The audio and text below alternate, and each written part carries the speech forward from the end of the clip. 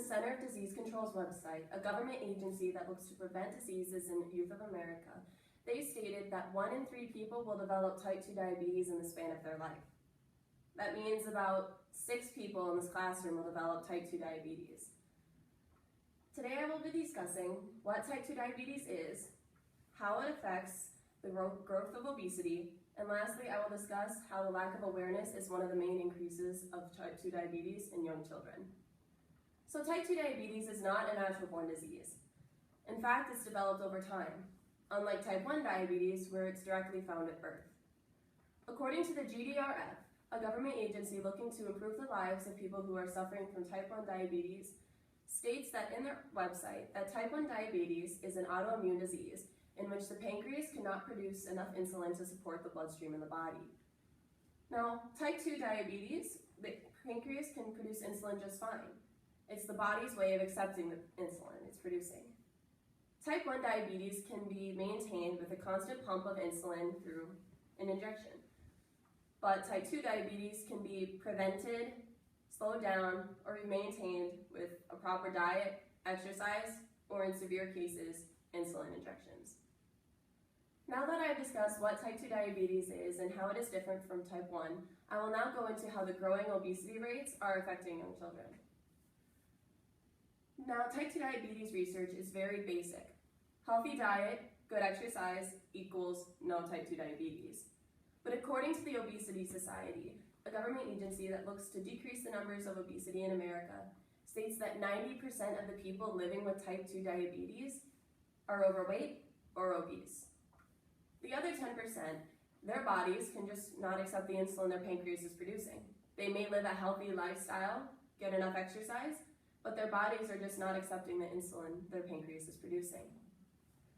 According to the Mayo Clinic's website, one of the most prestigious hospitals in the world, type 2 diabetes is fueled by the obesity epidemic.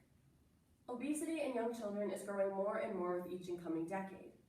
And according to Beverly Barlow, the man who wrote the article, Junk Food in Schools, an Overview, states that obesity in young children is reaching epidemic proportions in the United States, reaching double with children the ages 2 to 5 years old. These young children who should not have to be dealing with type 2 diabetes are developing it more and more with each year. Now that I've discussed the obesity rates and how it affects young children in type 2 diabetes, I will now move how the lack of awareness of the disease is causing major increase. Now, when people don't understand the difference between type 1 and type 2, they don't accept the symptoms of the disease. You can't look at your own body and say, oh, I have type 2 diabetes, when you don't even understand it. This is especially common in parents. When parents don't understand, they can't look out for the symptoms in their own children. They don't understand if their children is not getting the proper nutrition they need, enough exercise, or even if their body is just rejecting the insulin. It takes parents understanding the difference and knowing what they're talking about to really make sure their child's safety. According to Chris Woolston, who has a Master of Science degree, stated in the article, Type 2 Diabetes in Children, the Growing Epidemic, that without changes in diet and exercise in young children, their odds of becoming type 2 diabetics are 50-50. In a disease that used to be meant for adults, children are developing it more and more with each coming decade. In fact, it used to be called adult onset diabetes. And now it's called type 2 diabetes because it's no longer just meant for adults. Within the past coming decades, 50 and 50 children are developing the disease. Overall, I have discussed what type 2 diabetes is and how it is different from type 1 diabetes. Then I moved into how the obesity rates in America are affecting the children in type 2 diabetes. And lastly, I discussed the lack of awareness and how that is causing the increase.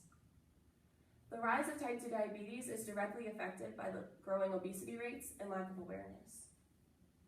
So 1 in 3 people will develop type 2 diabetes. It is up to the individual to decide whether they have the proper diet, exercise, or just even their own other symptoms, to take a look at their own lives and decide if they're going to be the next victim of type 2 diabetes.